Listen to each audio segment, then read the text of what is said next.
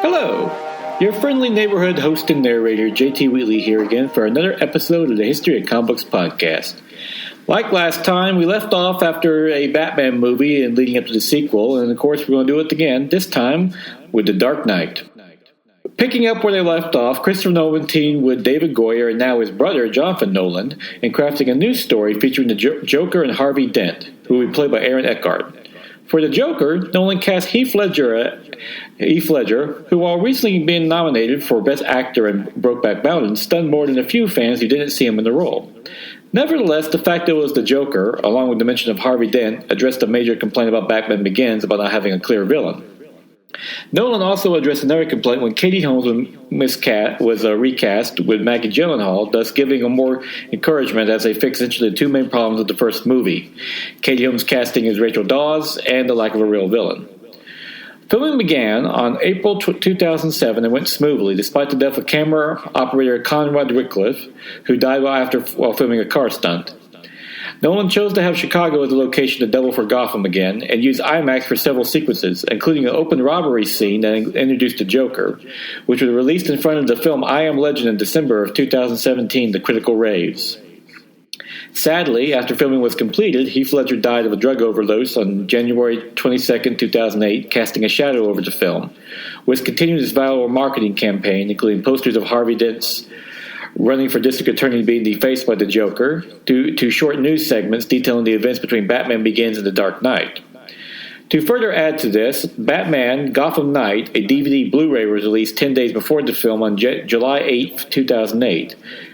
A collection of 6 short stories telling a longer story altogether. Each was written by a different writer, from Brian Azzarello to Greg Rucka, along with being animated by a different anime studio. It ended up being a highly respectable film in its own right, and makes a great addition to any Batman Blu-ray collection.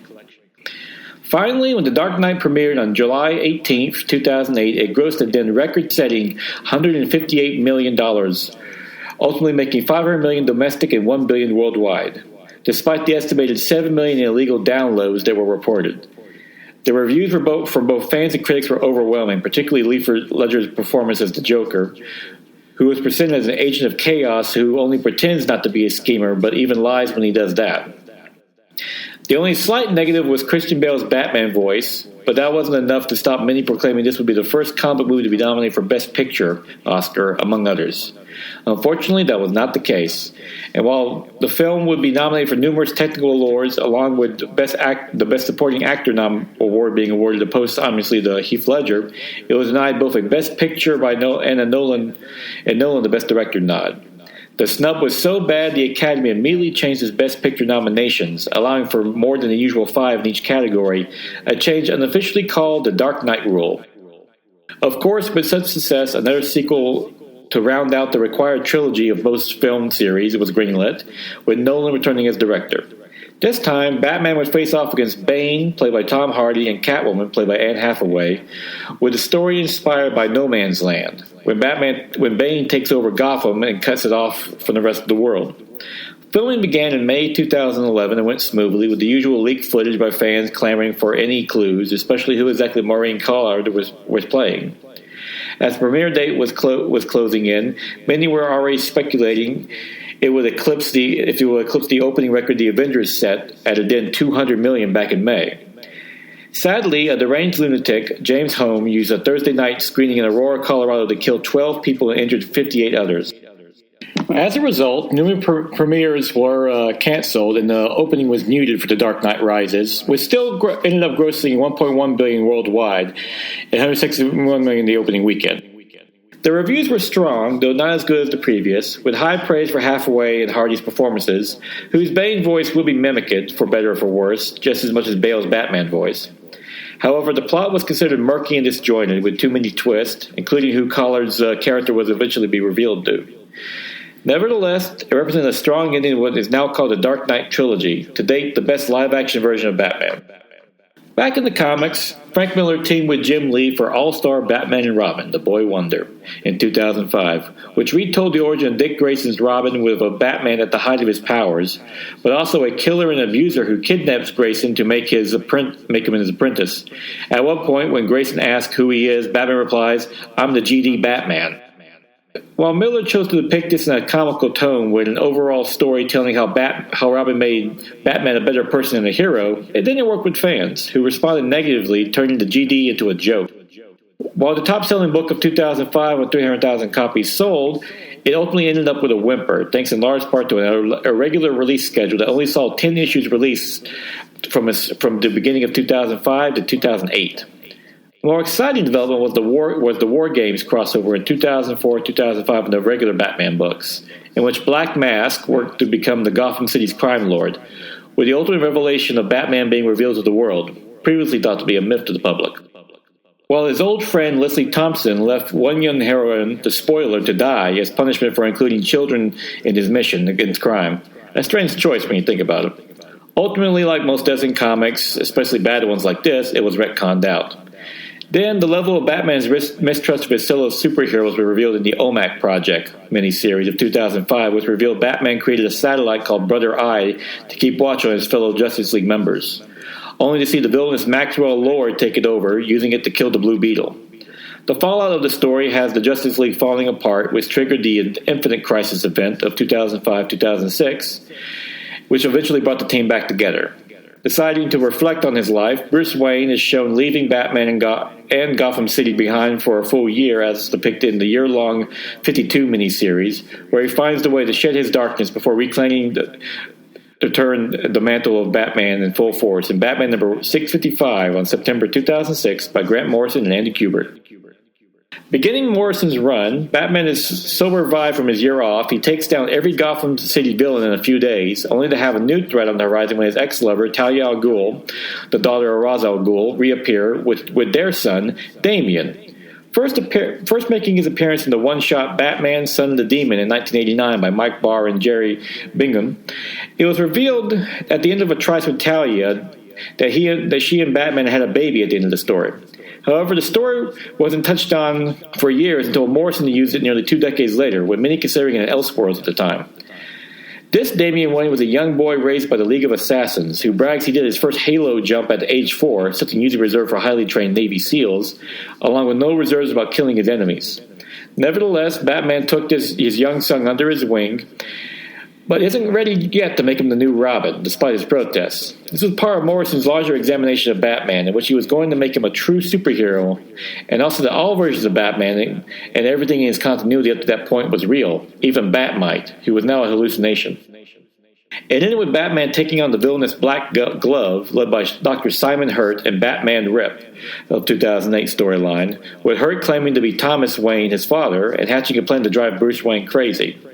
The Joker, who was recruited by the Black Glove, called him out on this, pointing out he's tried to drive Batman crazy for years, and Joker's only got him more crazy instead. As he says, every time you think you've cracked his box, you find another box underneath.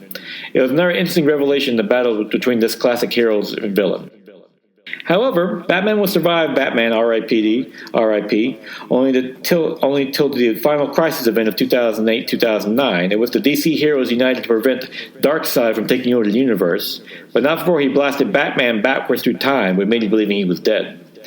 In Batman Battle of the Cow miniseries of 2009, it was revealed that with no Batman protecting Gotham, the city was under siege, while many fought to take up his mantle, from Tim Drake to Damian Wayne.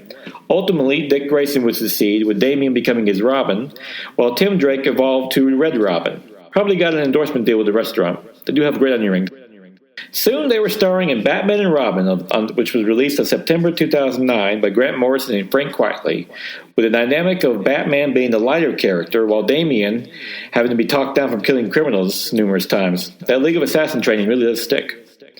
During this series, when they weren't fighting villains like Professor Pig, Batman and Robin started discovering clues that Bruce Wayne was alive with the help of a mysterious new hero, Oberdon Sexton.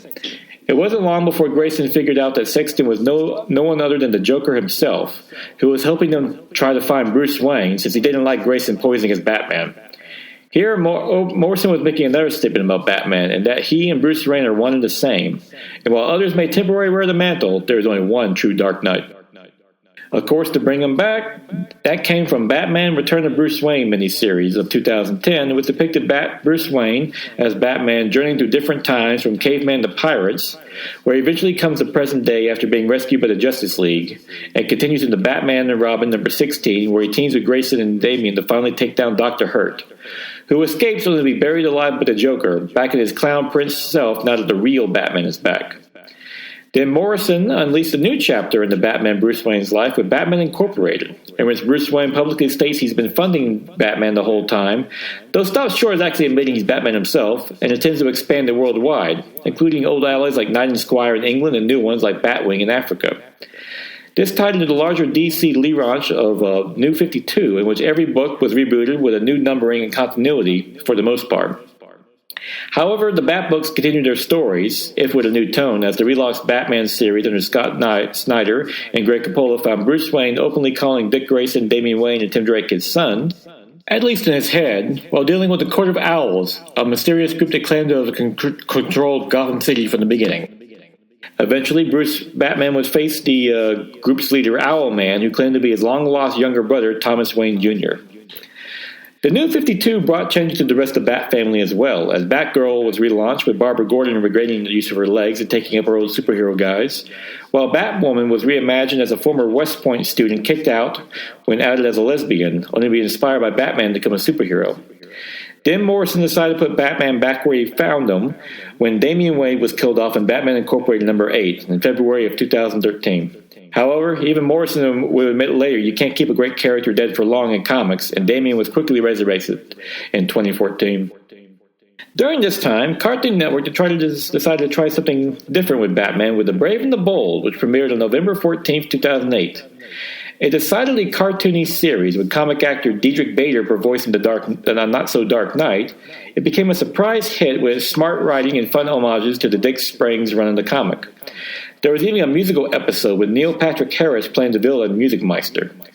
Like the comic, it featured numerous team-ups with other heroes from the Blue Beetle to Green Lantern and ran for 3 seasons to November 18th to 2011 for 65 episodes. Batman also made a great breakthrough in another medium, video games, with the Batman Arkham Asylum game of 2009 for the Xbox 360 and PS3. While The Dark Knight had made several video game appearances before, they had never reached the level of this pedigree, with Kevin Conroy voicing Batman and Mark Hamill voicing the Joker, while Paul Dini provided the story, in which Batman returns the Joker to Arkham Asylum only to learn that was the Clown Prince's plan all along. Highly acclaimed with brilliant gameplay that allowed the player to act as Batman, from stealthily stalking criminals to fighting many at one time, it was quickly recognized as one of the best comic book video games of all time. It was followed up by the sequel, Batman Arkham City, in 2011, which mixed in an open-world play style, making an even more involved experience, leading to many to call it the best comic book video game of all time, if not one of the best games ever. A third installment followed with Batman Arkham's Origins in 2013, but since it wasn't made by the same studio, Rocksteady, many fans were not quite as enamored. In 2015, though, Rocksteady did produce the conclusion of the trilogy with Batman Arkham Knight in 2015, now on the Xbox One and PlayStation 4. While still not the level of Arkham City, it did allow fans to now explore Gotham City, giving a fitting conclusion to what is now considered one of the best video game franchises in recent memory. Batman also has a significant presence in Injustice, Gods Among Us video game series of 2013, a fighting game by NetherRealm Studios, the same group that made Mortal Kombat, that takes place in an alternate universe where Superman has gone crazy after Joker tricked him into killing his pregnant wife, Lois Lane, and Batman must lead a resistance to stop him. While the gameplay ranks one of the best in the fighting game genre, it's the story considered by many to be one of the best in the DC in years. For Batman, it created some great character moments, particularly a scene in which he confronts Damian Wayne, who is revealed to have killed Dick Grayson and taken the mantle of Nightwing. When Batman sees him, he proclaims, "Dick Grayson was Nightwing. He was my son." Something Batman fans have been waiting for him to say for years. The game was followed up by Injustice 2 in 2017 to equal success, this time with the heroes taking on an invading Brainiac, forcing Batman to team with Superman to do so. Jokingly, with the Justice League movie coming out later that year, many argued the best Justice League story was actually in the video game. After the movie came out, not many argued otherwise. Meanwhile, Batman made a surprising return to movies on February 1st, 2014 with the Lego Movie animated film, voiced by Will Arnett, playing him as an arrogant but still charming superhero who manages to steal the movie despite sharing it with Ninja Turtles and Star Wars. Gotta love that Lego license. The success of the movie and its character led to a spin-off, the Lego Batman movie, released on February 9th, 2017, with Will Arnett returning as the voice as he faced off against the Joker, played by Zach Galifianakis, while dealing with Barbara Gordon, voiced by Rosario Dawson, wanting to make Batman into a cop, while also having inadvertently adopted Dick Grayson, voiced by Michael Cera. While comical in nature, like the first Lego movie, it actually nailed Batman, who pushes away Robin and Batgirl out of fear of losing them, like his parents, while Joker's obsession for Batman to consider him his arch enemy mirrors the comics. It helps it does make fun of Batman's more colorful villains, from Polka Dot Man to King Tut, for which the Joker says, if you don't believe they're Batman villains, look them up. I have. They're real. It ended up being a huge success at $312 million worldwide, like the Lego Movie, though also like its predecessor, The Dark Knight, was denied a nomination for Best Animated Movie at the Oscars. Batman just cannot get any respect from the Academy. Warner Brothers still wanted to get Batman back into live action, though, and after the immense success of the Avengers and the MCU movies in general, the studio felt it was time to start their own shared cinematic universe, the DCEU, short for DC Entertainment Universe. It began with Man of Steel in 2013, which opened to so-so reviews but solid box office. Then at San Diego Comic-Con that same year, it was announced that the sequel would be Batman v Superman.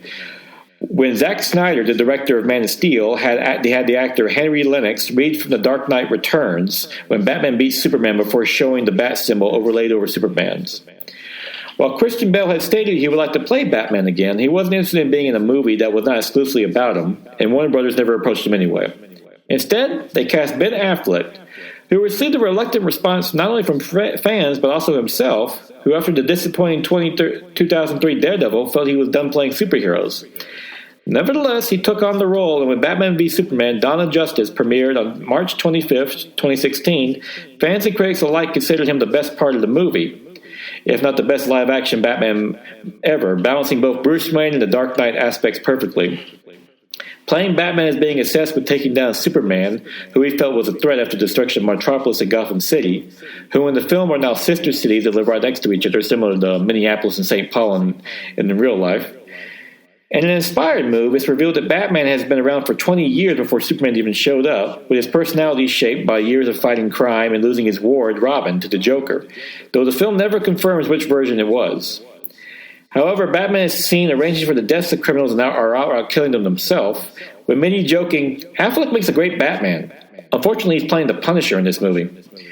Granted, this was true of the earlier Batman, but when questioned by fans why Batman kills, Zack Snyder claimed inspiration for The Dark Knight Returns, where he said he's seen killing left and right in the comic.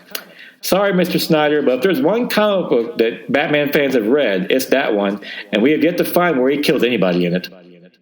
Plus, when it makes even less sense when it's revealed that in the Suicide Squad movie that came out later that year, if the Joker is still alive. And if, as any Batman fan will tell you, if he starts killing, that clown is going to be at the top of his list.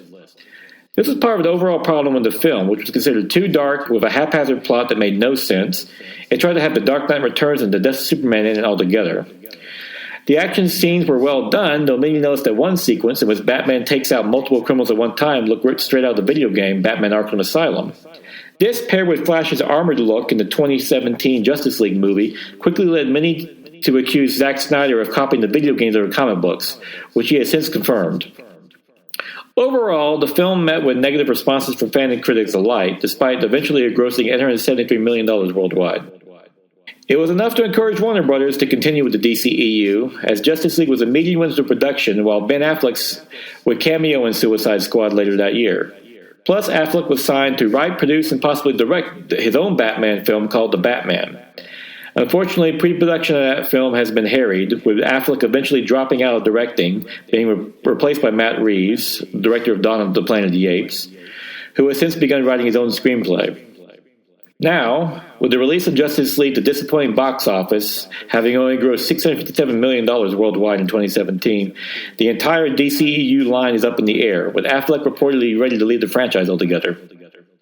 One nice thing that did come out of Batman v Superman was that Bill Finger was finally given on-screen credit for co-creating Batman, as part of a larger deal with the Finger family made with DC. That also saw him finally receiving credits in the comics as well, beginning with Batman and Robin Eternal, number 3, and Batman Arkham Knight Genesis, number 3, on October 2015. About time, Mr. Finger. Back on TV, a new show was launched when Gotham premiered on Fox on September 22nd, 2014, which began with the killing of Thomas and Martha Wayne, with Detective Jim Gordon assigned to solve the murder. David Mazoua was cast as a young Bruce Wayne, with Ben McKenzie as Gordon and Donald Long as his partner Harvey Bullock. The show was touted as seeing the origin of not just Batman but many of his villains, with the highlight being Robin Lord Taylor as Oswald Cobblepot, the future Penguin, who begins as a criminal henchman slowly rising his way through the ranks. The first season, unfortunately, was marred by a disjointed story and unlikable characters. Jada Pinkett Smith's Fish Manoni was a prime example, and the showrunner Bruno Heller proclaiming that superheroes don't work on TV. A strange assertion is they've literally been doing it for decades, including the current studios on CW. Nevertheless, the show has since found its footing, essentially using the Batman concept to form its own continuity. On October 10th, 2016, Batman, The Return of the Caped Crusaders was released. An animated movie in the style of the 1960s show, voiced by Adam West, Burt Ward, and Julie Newmar, returning to the respective characters of Batman, Robin, and Catwoman. A campy tribute to the old show, it was a critical hit and a solid success on Blu-ray and DVD, showing that while the show isn't considered the definitive Batman, it has since gained the fondness with many, including myself, to be honest.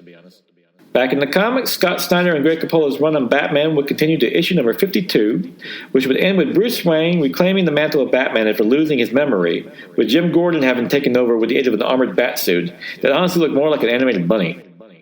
Snyder and Capullo would move on then to the event Dark Knight's Metal miniseries in 2017, in which the Dark multiverse, led by the Dark God Barbados, invades the world with several twisted versions of Batman, from Green Lantern to the Flash. Each dark version got his own one-shot, the highlight being Batman, the Batman Who Laughs, a Batman from a universe where the Joker has infected him and turning him into a creepy Batman-Joker hybrid. It is truly the stuff of nightmares. Of course, the heroes would be triumphant, but only with Batman telling his fellow Justice League at the end that defeating Barbados, that they had now left the world vulnerable to unknown threats. Back in the regular series, Batman's world has since started to look up as he proposed marriage to Catwoman Selina Kyle on Batman number 24 in 2017, to which she will eventually say yes to in issue number 32. And a nice touch, it's revealed that the diamond Batman uses for the ring was the one that Catwoman originally stole back when they first met. After returning it to the jeweler, he went back and bought it as Bruce Wayne. According to Tom King, this will happen and stick, and one can hope, as Batman could use some cheerful news. Plus, all fans know Batman and Catwoman belong together. Well, that is the history of Batman so far. Of course, he has evolved greatly from his first appearance back in 1938 and has since become one of the greatest characters in fiction and comics in general. Like most characters of this nature, he has long outlived his creators Bob Kane and Bill Finger, along with many others, and will likely go on for decades, if not centuries, afterwards, doing all with tales of the Dark Knight Detective. Simply put, he's Batman. I once again want to thank my chief source for this episode and all episodes involving this subject, which is The Caped Crusader by Gwennon Weldon, an excellent book covering the history of Batman and his fandom from the beginning. Check it out wherever books are sold.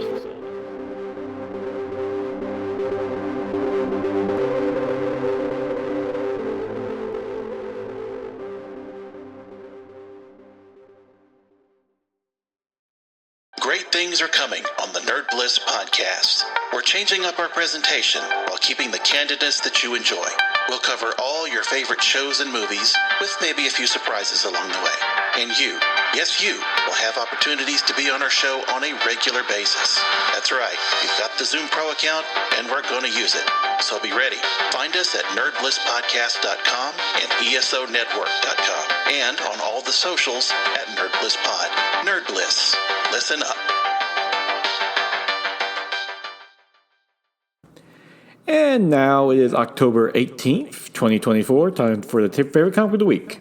Wonder Woman, number 14 by Tom King and Daniel St. Pierre, which is a great reveal of finally received the birth of Trinity and how she came about as Wonder Woman deals with the death of her love, Steve Trevor.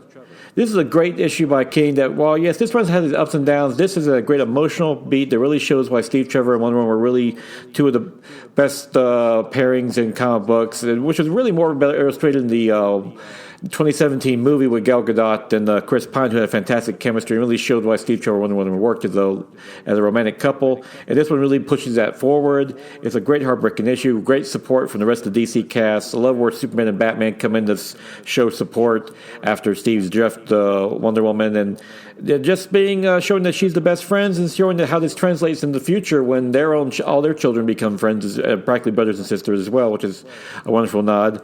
And it's matched by Saint Pierre's gorgeous art, which does once again perfect depiction of Wonder Woman. Beautiful, strong. You could tell she's a warrior, but still just gorgeous. Like everything, just drawn perfectly. Great action, depiction of the underworld and so forth. And yeah, like I said, Tom King's running this up and down. I've been loving the backups with Trinity. Those have been fantastic, and she has become my new favorite character in DC Comics. And it's great to finally see how she came about. And this is no exception. And also, you gotta love the little tribute that he pays to William Marston's wife, Elizabeth Marston, with this, as it reveals where Trinity gets her name from. Just a great read in general, and yeah, definitely pick this up. And with that, we will conclude with this archived edition of the podcast. Apologies for being a day late. As I said, I live in this upstate of South Carolina, and we're still dealing with the after effects of Helena, which include my internet suddenly going out after finally getting power. So I've been out for a week. So yeah, it turns out you need internet and power to do a podcast. So kind of interrupts things, but. Back to normal. I did not get nearly bad brunt as some other places in the upstate. If you want to donate to the American Red Cross and other great charitable organizations that are helping out with that'll be great. But till then, go out and enjoy yourself a good comic book, and definitely check out this Tom King Wonder Woman run because it's really starting to peak.